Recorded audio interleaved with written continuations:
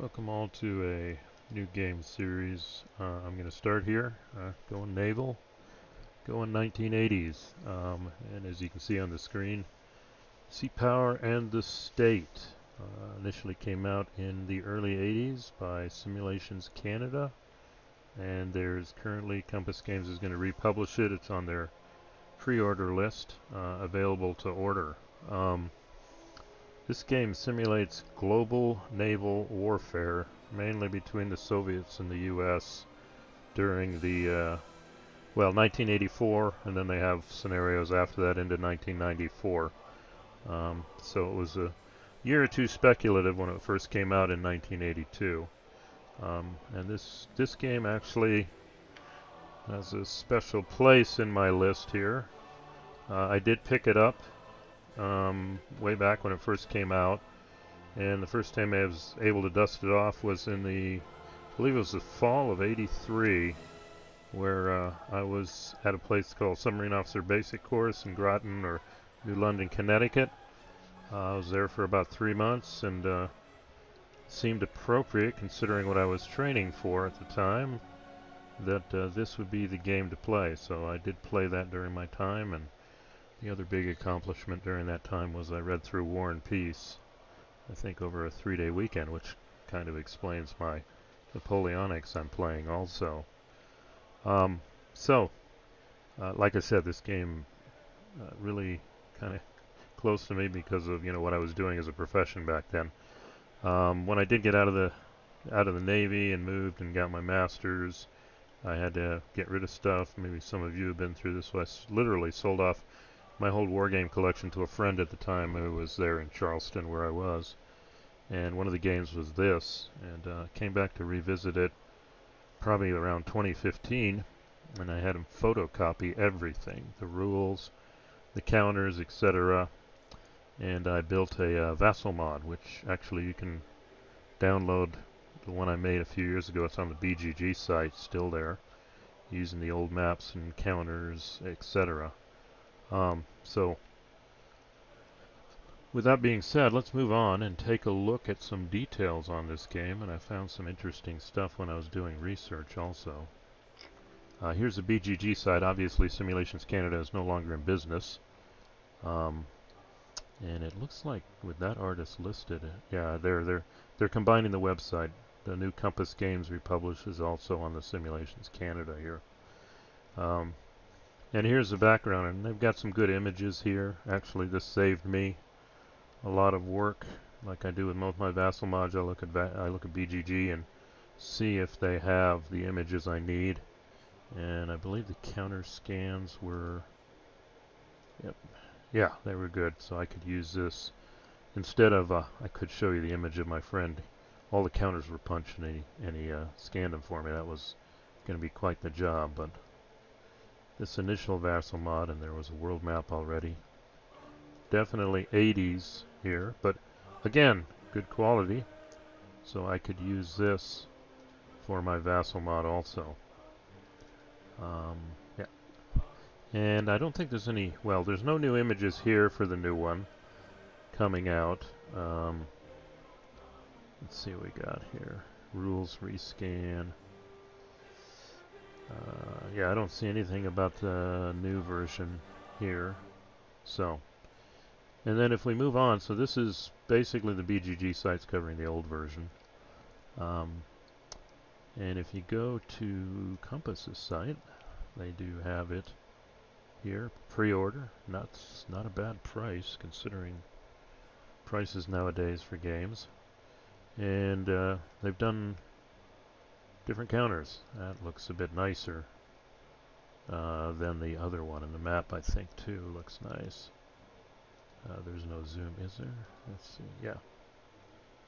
Similar, and there's the polar ice caps. They also have a European expansion map because the counter density is so great for that. And then we have different counter sheets here. They haven't put the rules out. Yep, don't see them yet. So,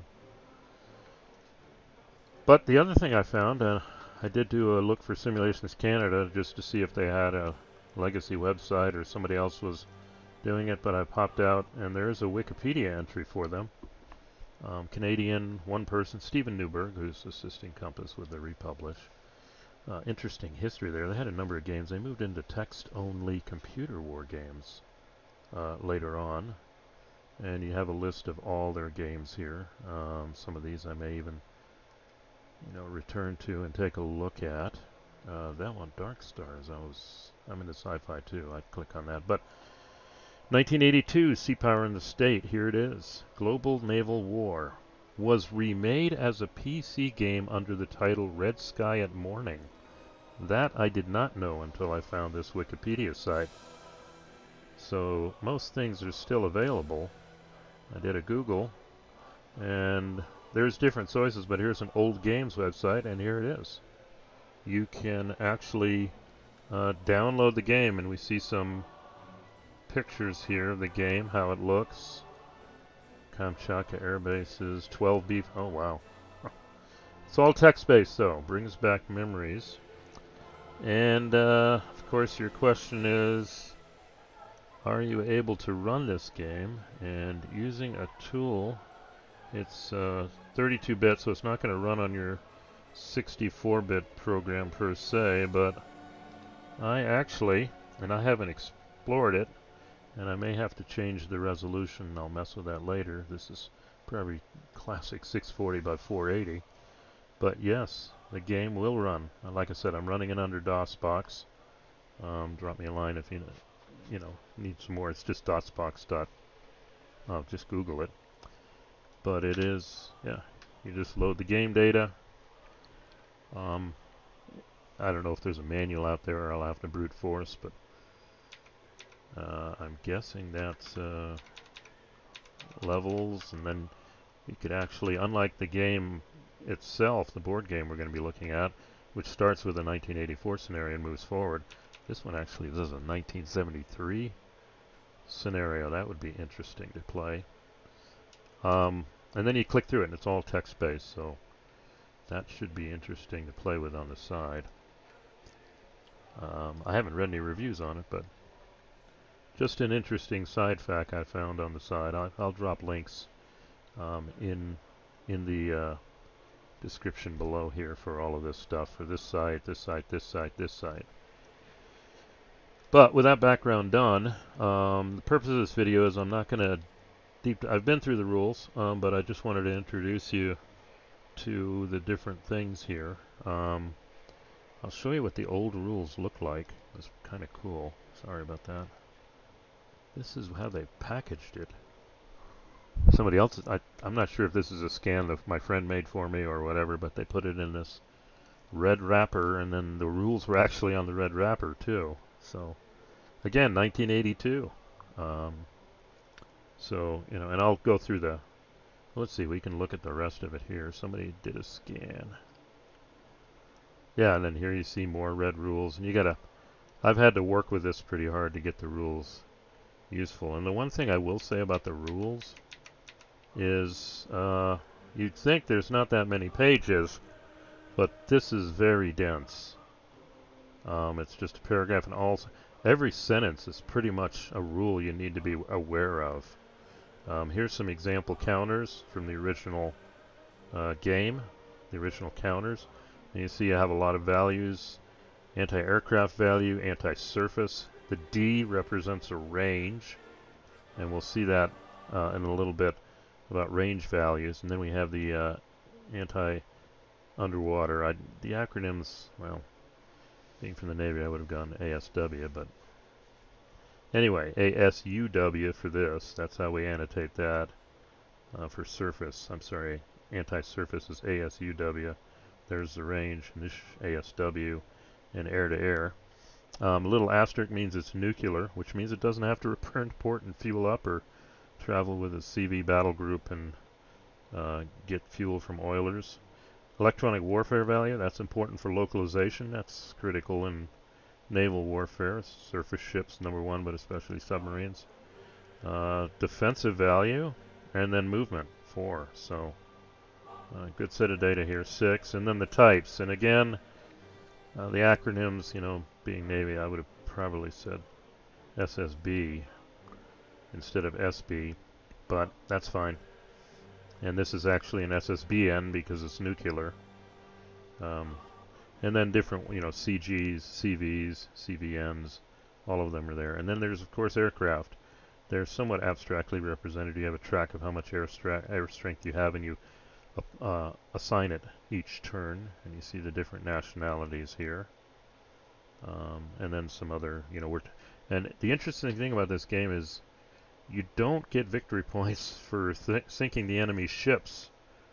Actually, sinking their ships doesn't get me any victory points. It just prevents them from doing what gets victory points. And I would say the big two things, and I'll go over that in a rules review in the next video, but the big two things are the shipping routes. That's the key. It's all about, for the Western player or NATO, keeping those shipping routes clear, and the Soviets interdicting them. And each turn victory points are calculated based on the state of those shipping routes. And we're also tracking merchants and tankers. So over time, too, the Soviets can attrition down the number of merchants and tankers, too. So I like that in the sense that it isn't just to go blow up everybody else's ships and get victory points. It's, okay, there's a reason these ships are here, and that was the goal back then in the 80s. Keep the shipping routes open, especially the North Atlantic, shipping the reforger, reinforcements, and supplies, because this assumes there is, of course, doing a land battle going on, too.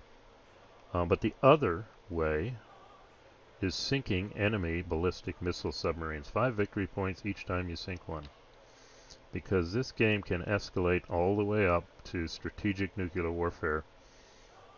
And at the end, you get victory points for your ballistic missile submarines that are in range of enemy targets when the balloon goes up. Because basically when you escalate, they call it level 5, game over after that turn, which it should be. Which ironically, it's been in 2 games I've recently played about a Korean War and NATO 61. Which continues to drive home the point to me that you never, never, never use nuclear weapons. It will inevitably, my experience has been in games at least, it always escalates. But this game has it. And we'll see, when I finally get into a game if I want to artificially limit myself. But then we keep going through the rules in a rather extensive sequence of play. I'll go over it in more detail later. Movement say. And that my point is, even though it's 15 pages, that's dense rules. Looking forward to the Compass Games reprint.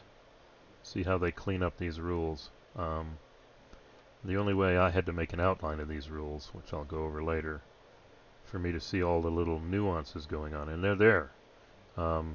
Separate rules for anti-air combat, anti-surface, anti-submarine, occurs at different ranges. Here we got mines. There's Minecon, and then satellites. Pretty interesting. We've got communication satellites. They aid in doing operations, especially for the Eastern player in level 5 conflict, when the orders goes out to launch the missiles. Recon satellites, that's a big one. That aids in localization of enemy ships. It'll increase your odds of doing it. And yes, anti-satellites.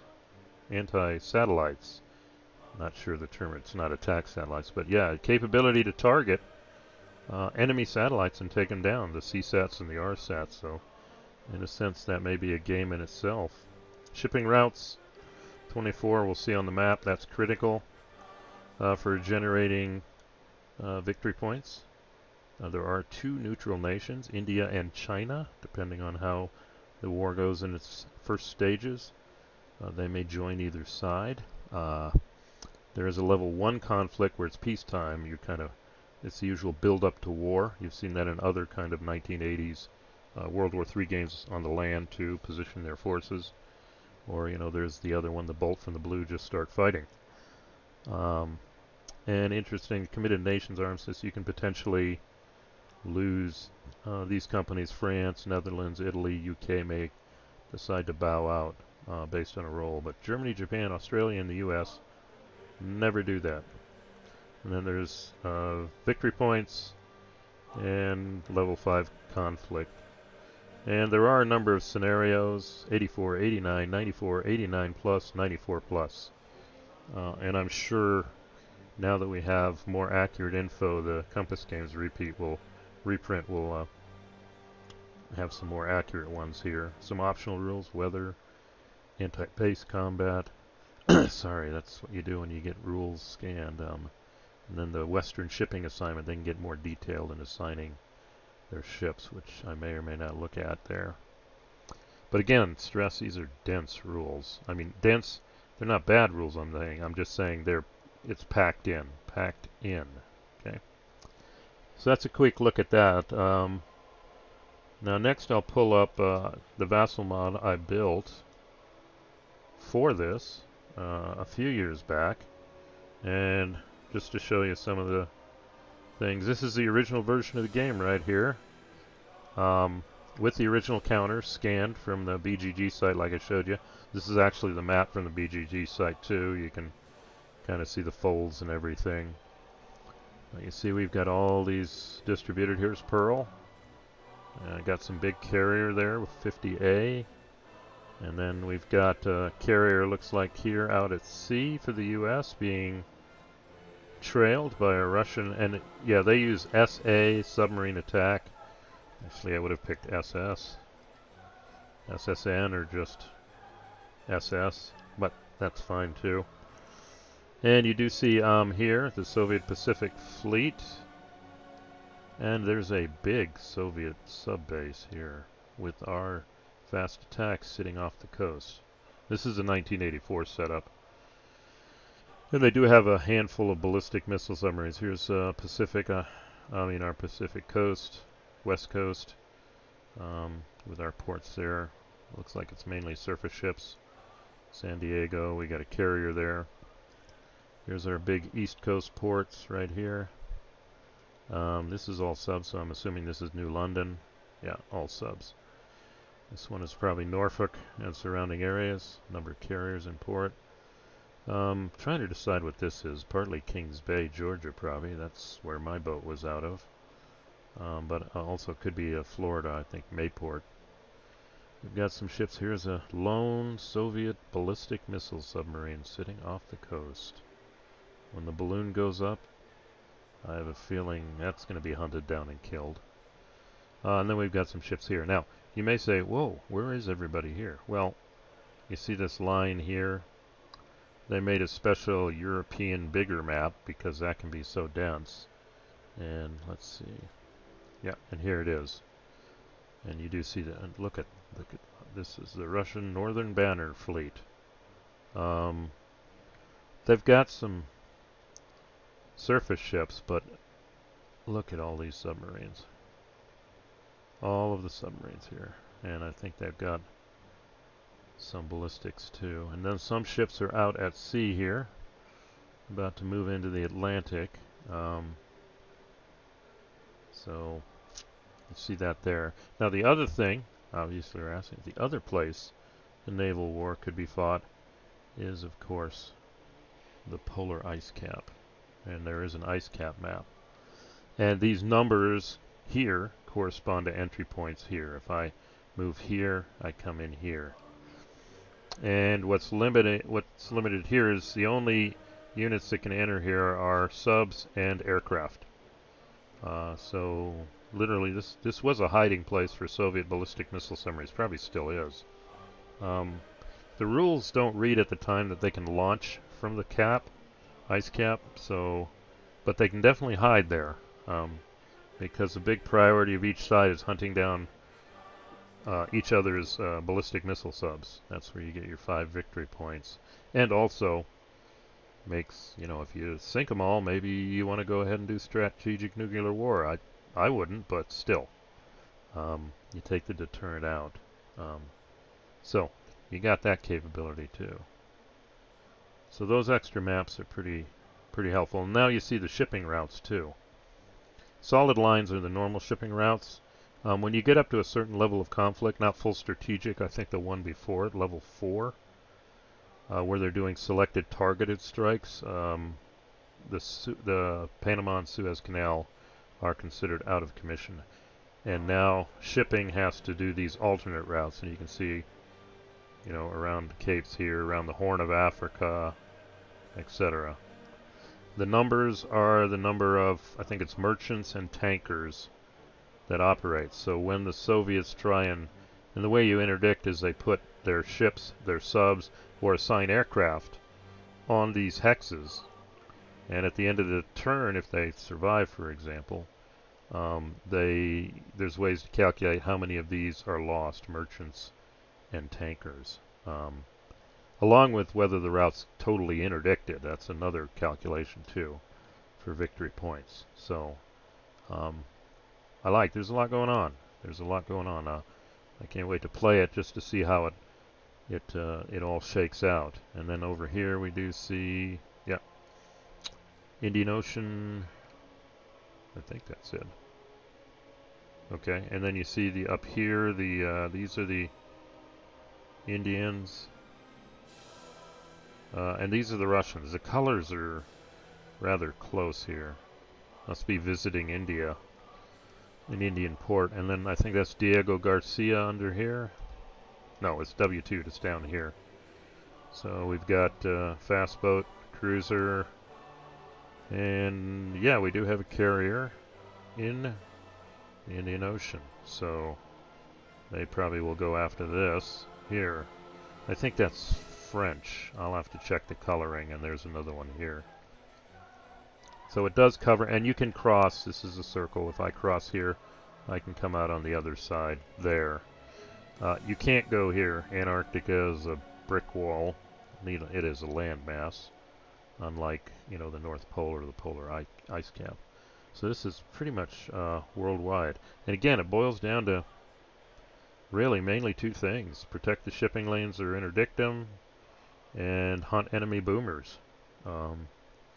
That's where a lot of the victory points are. There's other ones too, and I'll cover those in the rules. So that's kind of a picture of the game itself here.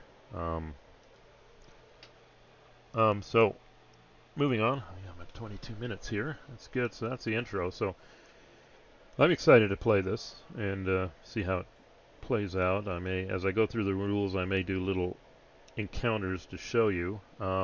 Actually, one other thing I didn't show you, the way combat is done basically is it starts at ranges. That's why there's letters after the surface range. And when you start combat, you know, the defender is put here, and this is a player made. I got it off BGG. Thank you to whoever made it. I've got a number of play raids I use, but basically we first start at this range, and some units actually do have A range weapons. So you resolve A range combat, then you move here. If the attacker wants to continue instead of break off, they move to B range, then we resolve B range, and then move to C range, then D range. If you're attacking a sub, you got to get to D range to try and take it on. D range is close up. A lot of subs have D range, meaning they're using torpedoes, but a number of subs also have, this one has a B range, implying it's got surface missiles, you know, kind of like for us harpoons in the tube or tomahawks and the Russian equivalents. So they do have that capability, but there is a rule: once they've used their extended range weapon, they can't use it again, and they've got to close to D range or torpedo range.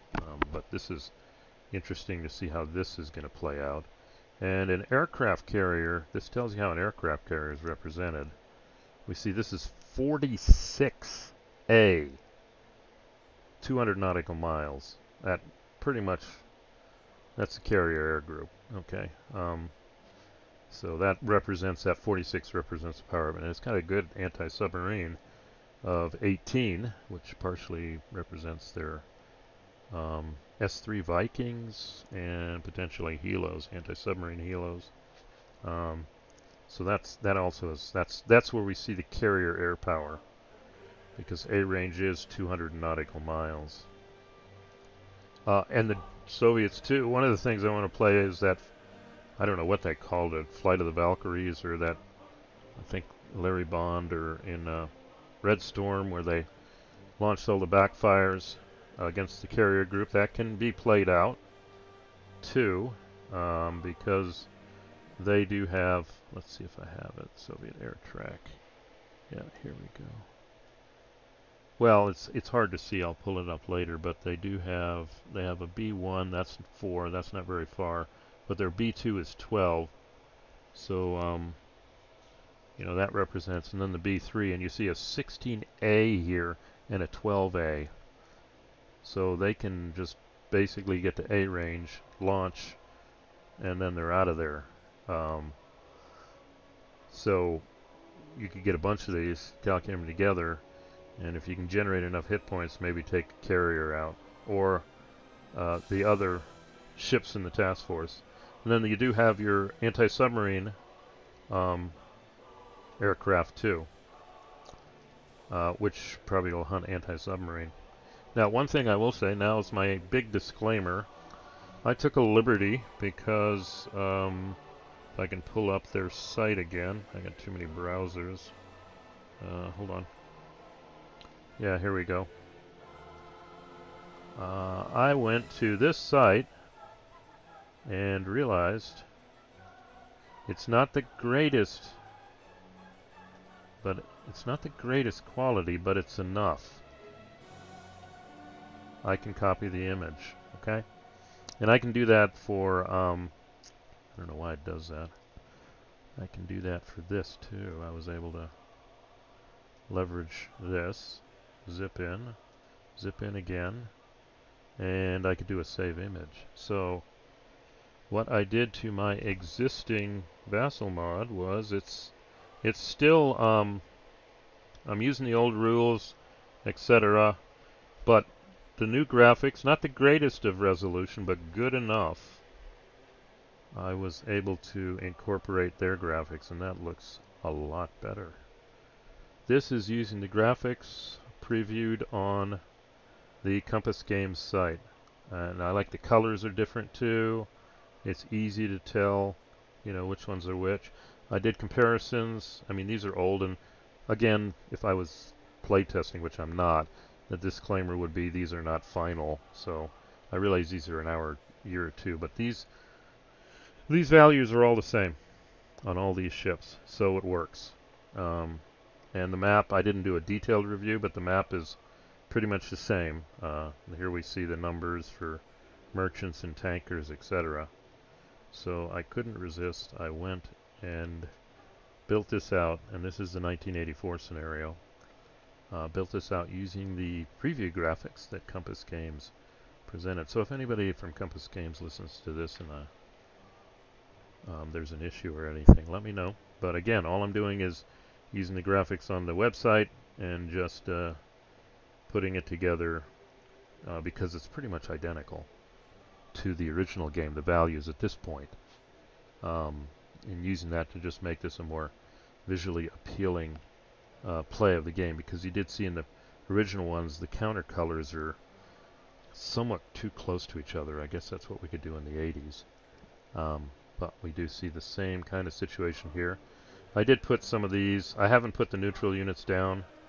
What I may do, once to go through the rules to illustrate and do some stuff, is resolve some of these battles, or maybe even, you know, just play through some turns in the Pacific, just to put the rules through their paces. And these will be, of course, the original rules from SimCan in Simulations Canada in 1982.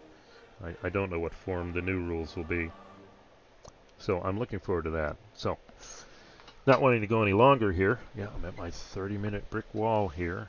Hopefully in the next video, the plan is I'm going to be going through the rules. Actually, I'll have the rules up, but I'll have my outline and go through the rules. And like I said, it's dense. A lot of systems going on, a lot of stuff going on. I'm real curious to see how each of the systems plays, but then I'm curious to see the whole big picture. And already looking at this and what I know, it's going to be a lot of ships on the bottom. I don't know about submarines, but it's going to be pretty attritional, especially if the conflict escalates to nuclear surface weapons, surface-to-surface weapons, which they have. Yeah, it's really going to... This is going to go off fast here. Eastern Med.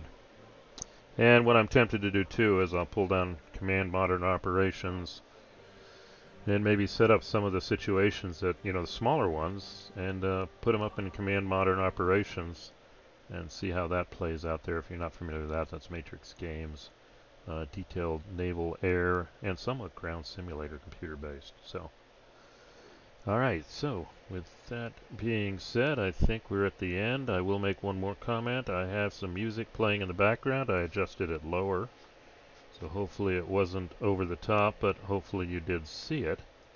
But be curious if any of you recognize the music. It's appropriate for what we're talking about here. So, anyway, thanks for listening. If you like, please click like.